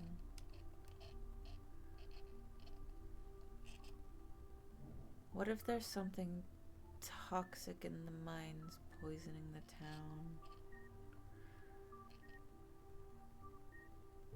I like that you have two options and one of them is, we're not gonna tell them Tabitha was there. Yeah. Interesting. I'm not sure how they tie in, but the mines seem important. The whole town is built around them. Maybe the ditchlings are warning us about another collapse? Well, yes, but no. Writing it down on the list of potential disasters. Beautiful. Stella, that's morbid. And besides, it was all Charles Shaw's fault. The labor market is way more strict now. There's no way you could get away with the kind of safety cutbacks he pulled. Y'all don't actually think the mine is about to collapse, right? No.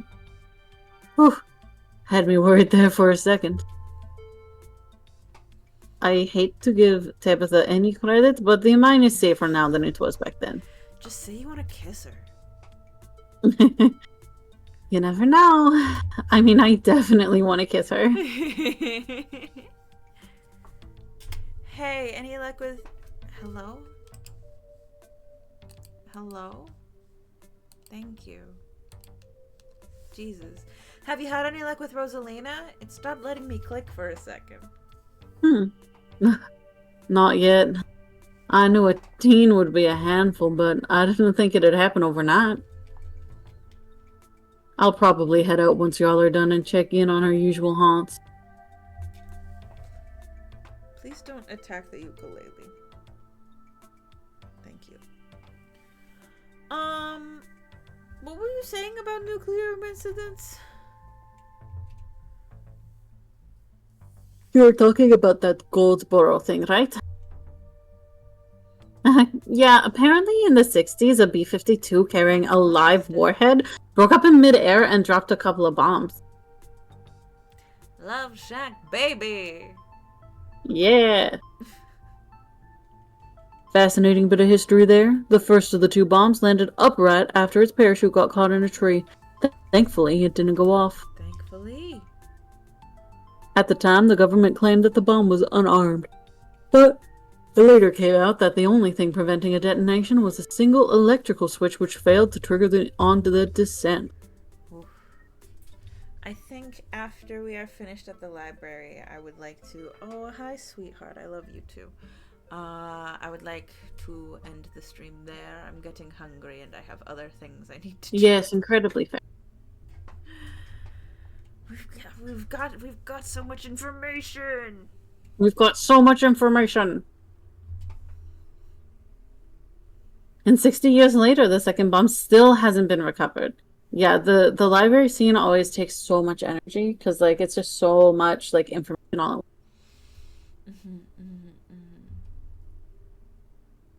Right. It's conventional explosive disintegrated in midair, but most of the nuclear material was made unrecoverable by flooding. If I remember correctly, they just buried it and sealed it up. I mean, it's typical. Typical. It is the information episode, and we are book smart, so I imagine this would be taking a lot of time. Yes, yes. Goldsboro is over 300 miles from here. I don't think we have to be worried about that. Everyone like that. Yeah, that's fair. It wouldn't make sense for ditchlings to be here specifically if that was the case too. We also really shouldn't be looking too much at this whole disaster angle. Whatever these creatures are, they're biological. They're squishy. You never know with radiation. We actually know quite a bit. It just melts you. It doesn't make monsters. And a 60-year-old bomb isn't going to explode on its own hundreds of miles away and kill us here. You never know. There could always be a whole, like, underground society of bomb-worshipping mutants just waiting to blow it up. Could be. I've missed this. Do you think there's a... You lean in and quietly whisper to Stella and Kanika. Do you think there's, like, a cult here? Maybe the ditchlings were actually nudists. Maybe the ditchlings were, like, summoned as part of a ritual or something like that. I love the difference in their expressions. Yeah. I'd assumed the spiral we found was some sort of nest made by the ditchlings, but yeah. Maybe we had cause and effect backwards. I'm writing it down. It's much more likely that that thing was a nest, that it was some kind of magical ritual site. No, of course not. Things make spirals in nature all the fucking time. All the time. Ammonites? Well, it's actually mostly ocean things. Well, I guess that is true, mostly ocean stuff, but no, there's lots of plants that make spirals. Come on, Fiddlehead? You had me for a moment. Yes, exactly. Those other ferns? Yeah, well, lots of ferns, the garlic scapes if you let them grow for long enough. That's Yes. But that Other things, I'm sure. A tail on a squirrel. I Is a guess. squirrel. There's a lot of things, but I do think this was a ritual. Let's talk about Silas Scarlet. What a revisionist biography. Really glosses over all the war crimes to paint a picture of a self-made man. Which, by the way, I didn't know that was like a whistle for fascists and all of that stuff, because I'd Mhm. only ever seen it in the context of trans men. So I was like, yeah, hell yeah, self-made man. Yeah. This is great. This is true. I learned. Our our ancestor trans? How nice. Yeah. So I learned recently that that's not where it actually originated, and I'm Yeah. horrified and delighted that I only knew it by that term for a really long time. Yeah. It's a perfect example of why you should use multiple sources for your research instead of trusting the first thing you read on a subject. So smart, so hot, so true. Yep, dude was a monster. Sorry you're related to him. Yeah, don't choose your family. The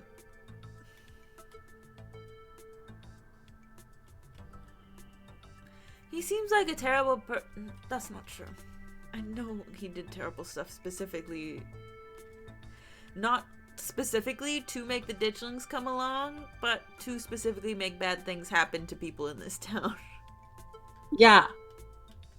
Well, I mean, Enoch did the more ritually stuff, but he definitely fucked up a lot of people in this. Because Silas was the one who originated this, all right? Who started the town? Oh. Yeah, Silas started the town. Something that stuck out to me when we were reading about him is that he had bad luck for a really long time and then was gifted a small amount of land here. Something happened and he saved all he could. To me, that kind of reads as came into a lot of money and resources. Yes. Yeah. I agree with you. And I also self-corrected in that, like, I'm pretty sure, given what we know, Enoch is not the originator of, like, the seals. The seals are, like, so much older than that. And so I think it's possible the seals are even older than Silas. Mm-hmm. So, like, you know, really, really old shit. So it's possible that, like, Silas is the one who originated it, and then Enoch had to, like, reinvigorate whatever this deal was, and now Tabitha maybe has to do it too.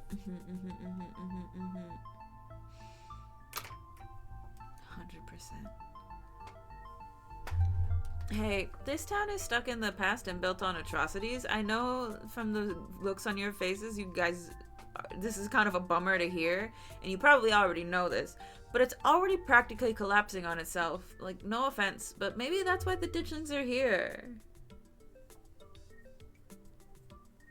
None taken.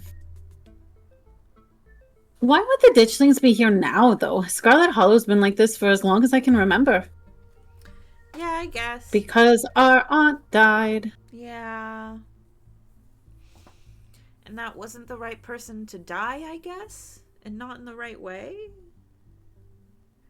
I guess maybe she died before we could do something about it. Or maybe it's just like different people have particular connections with the land, and so once they die, that connection is gone and a new connection has to be forged.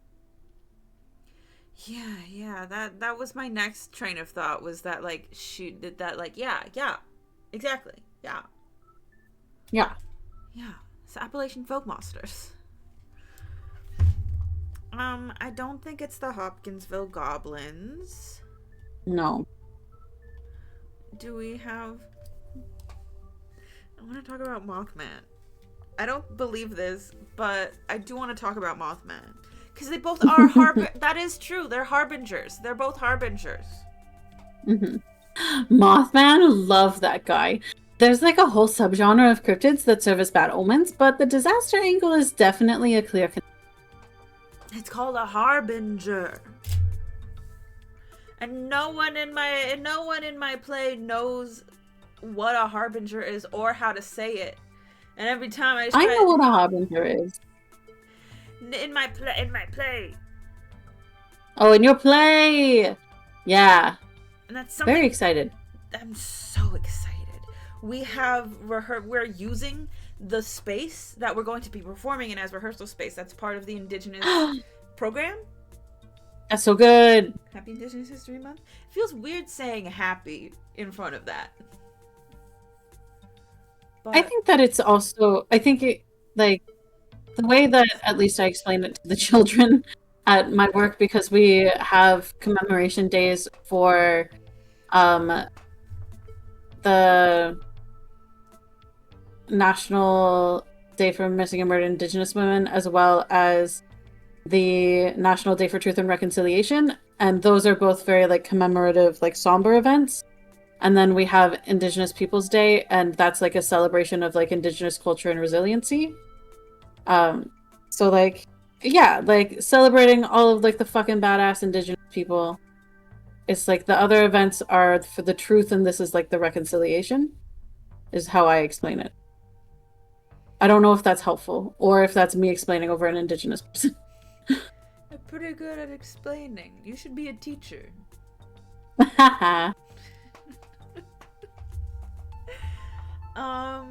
Yeah. It does. Listen, it's just gonna always feel weird to say happy in front of it, but yeah. I am picking up what you're putting down. Yeah. Maybe a fuck you. It's Indigenous Peoples Month, in like the punk rock way. It's like, fuck you, it's mine. Fuck you. Celebrate me. Yeah.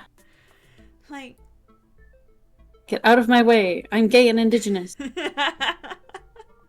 it's apparently also Filipino Heritage Month. Oh hell yeah. So not only is it my month times 2, it's my brother's month times 3. Damn. Go Caster. I should. Maybe I'll buy him the Date Everything game. It's stream, if you don't know. A lot of what I play on this channel is specifically recommendations from my brother. Because he keeps going, have you heard this game? Are you gonna play it? Yay! And then it's just that same energy every time. And every time it's the little brother energy of like, yeah, man. You gave me the digital puppy eyes, so I guess I have to now. And it's truly a game where you can date everything. There's so many voice actors in it. One of them is my parasocial boyfriend, Damien Haas. He plays the junk drawer, named Jerry. I think that's correct. There's a billion characters. One of them is a little polycule of coat racks. You should play this game. Maybe I'll buy that for him, or maybe he's already bought it. I have to check on that. Anyways, this game we're playing. Maybe Mothman is what happens when a ditchling is all grown up. Like a pupa, like a larva. Yeah, they're like larva babies, and they turn into Mothman. And maybe that's what's happening with maybe what we're seeing is not them making more ditchlings, but like they could. I'm gonna say some horrific shit. They crawl into creatures and bury themselves into living creatures to then pupate in there because they're still flesh beings. Wow, that's disgusting. Thank you. Mm-hmm. But they're already reproducing.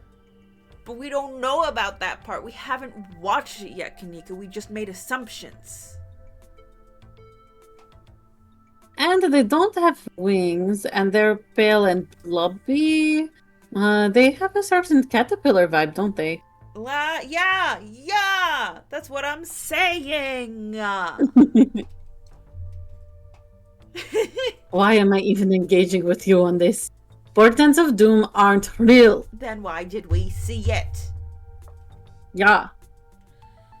Hey, Wampus Cat's just a mountain lion. Voice like a woman crying out, somewhere between person-sized and cat-sized. Definitely. They are 100% mountain lions. Thank you. Kanika, you know there are no mountain lions up here. I thought you were supposed to be a skeptic. But the myths are old, right? Mountain lions didn't go extinct in the Appalachians that long ago. Those legends haven't died off yet. Almost every cryptid can be tracked down either a hoax or someone getting confused about a perfectly normal animal. Sometimes both. Sometimes both. Bigfoot, for instance, started as a prank, then folks saw bears walking around on their hind legs and got freaked out. And now, here we are. Now here we are. You'll eat those words when I get the first clear footage of a Bigfoot. If you manage that, I will print out on a piece of paper that says Bigfoot isn't real, and I will literally eat it. I promise. I'm holding you to it. Oh my god. Sorry, I started ordering myself food because I'm so hungry and we're ending soon. Yeah. And there was only 20 minutes left to order. My cat ran out of food today. And so, like, with his wet food, I thought I had at least 2 more cans in there, and I did not. But we had these little soup things that were given to me by a friend when I first left my home. And I opened it up, and it's sort of ready-made, easy for him to just drink out of like that. It's got little chunks of chicken in it. It's a soup. Absolutely the nastiest scent I've ever smelled. Gross. Super disgusting. I'm so happy I won't smell that again. You know what? Your food's kind of low. I might as well get you a food. I'm also quickly ordering my... I don't need you to show me cat toys I really want, because I know Squid won't like them.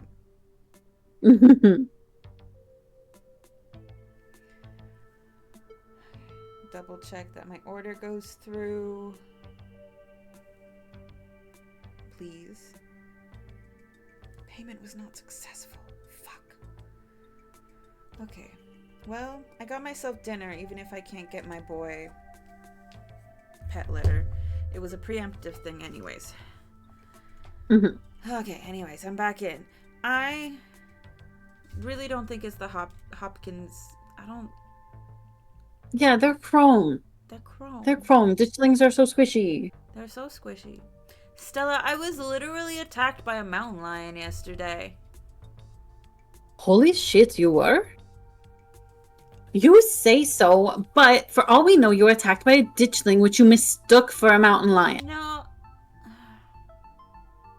The fact that Duke was out there explicitly hunting an alleged mountain lion could have warped your memories. Stella, are you really saying that my mom's magical grub monsters are real and cougars aren't? Sure, we have video evidence of your mom's magical grub monsters. Stella, people literally say the same thing to you all the time about cryptids. Why won't you believe us about mountain lions? At this point, I think there's some sort of curse on her specifically that she doesn't believe that a cat can exist. Yeah. Truly. I'm just gonna let that one go. Why is the Jersey Devil even in this book? The Pine Barrens are specifically not in Appalachia. Because he's cool? The Jersey Devil is like the granddaddy of North American cryptids. It's kind of close to Appalachia. Okay. Back when I was a kid, I always wanted one as a pet. Hey, same.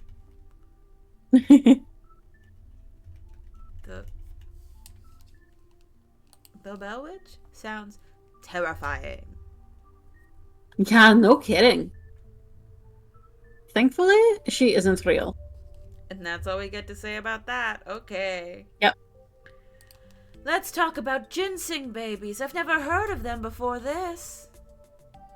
Oh yeah, that myth is pretty buried. But the author managed to unearth it for this book. But Mm-hmm. Get it? But seriously, whoever wrote this book definitely stretched things out so that they could include some of their favorite stuff, like how the Jersey Devil's in it. Have you seen what ginseng roots look like, though? Creepy stuff. They're delicious. Creepy, but incapable of... Yeah, that's one of those things that even I don't buy into. Sure. My mom used to tell me that Taily Po story back when I was little. I can't believe I forgot that one. It scared me so bad I didn't eat soup for years. I thought a monster might try and dig it out of my stomach if I did. I love that one. There's this whole chimney in the woods that I used to think was the chimney from the Daily Po. The one that was left after the thing did whatever it did. Now I know it's just because chimneys don't burn down and wooden houses do. Yeah. That doesn't mean it's not the chimney from Daily Po. So true, bestie. I've camped out there a couple of times and seen some pretty spooky stuff. Yeah, I watched that video. You saw raccoons. You're going to get rabies one of these days chasing after wildlife like that. What can I say? I like to live on the edge. Let's move on. I'm hungry.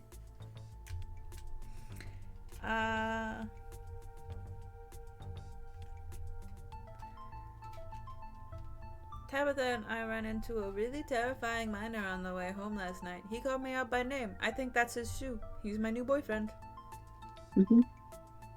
Oh god, are you talking about Wayne? That creep keeps coming around my mom's tea room. There's definitely something wrong with him. Like, viscerally wrong. Yeah. Like, viscerally wrong. You know, viscera? Yeah. But maybe he's sick. Maybe that has something to do with what you saw in the woods. I don't know. I'd buy it.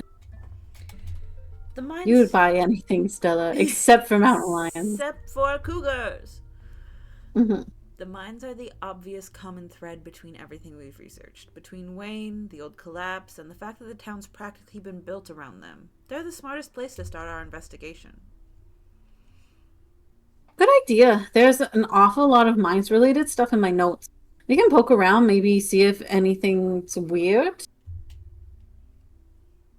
Just to clarify, you two are suggesting we go to question some of the miners, right? We're not poking around unprepared in the actual mines. Right? Right? Yeah, totally. 100%. I would never. We don't even have to have... We don't even have a good reason to go down there. I mean... Good, let's keep it that way. You know how I feel about the mines. I promise, Sneaks, we're just going to question some of the miners. Mm-hmm. And if that questioning gives us a good reason to poke around, say, cool abandoned coal mine, then we'll cross that bridge when we come to it. Yeah. You can cross that bridge when we come to it. I am not going underground. I'm just messing with you. We'll stick to the surface. Mostly. Yeah, and hopefully we can find out what happened to Wayne while we're at it. Oh, that's exciting. I signed up to be a good night out outreach person. They're people. They're people that go around the nightlife of Victoria and Vancouver, and they like administer harm reduction, make sure people get home safe, de-escalate shit. And I applied for them months ago, and they sent an email months later to be like, hey, we have had a lot of applicants, so we can't have you right now, but keep in touch. Keep a lookout. And I just received a thing being like, are you still interested? What's your availability? Oh, nice. Yeah. It's something I could easily do right after work because I would. Their shifts start at 11 p.m., 10 p.m., so Hmm. good way to help out the community and make a little bit of extra money. Yeah. Very good. Hmm. Hopefully, this will mean I get a chance to get to know Tabitha a little better. I don't think she's going to be super jazzed to see any of us snooping around the mines, let alone bothering her while she's trying to run the place. But I think Sybil said your mom said she'd enjoy me being there. So She does get a little grumpy when she's at work. She gets grumpier at work. I'm pretty sure pissed is that girl's baseline level of existence. yeah. Chatting over dinner might be a better way to get to know her. If you're okay with eating boxed mac. We're not allowed. Yeah, we have to eat a PB&J while she eats her boxed mac and cheese. Yeah. We can sneak around the mines, no problem. She won't even know we're there. I do it all the time, No. and she loves it. I'm sure. Look at us going out on a caper together. I miss this. I missed it too. Though there is something missing. Race. But pretend I have two voices. I really miss that dude. I can't believe how long it's been. Have you seen him lately? Nope. I tried to plan stuff, but he's been too sick. I didn't realize it was getting so bad. That poor guy. You know, we could just pop over and surprise him. Uh-huh. Hell yeah, let's do it. Okay. See ya, Oscar. We'll let you know if we run into Rosalina. Thanks, guys. I'll keep you posted. You'd better. All right. And this is where we're going to pause, which is coincidentally Yeah. also where we paused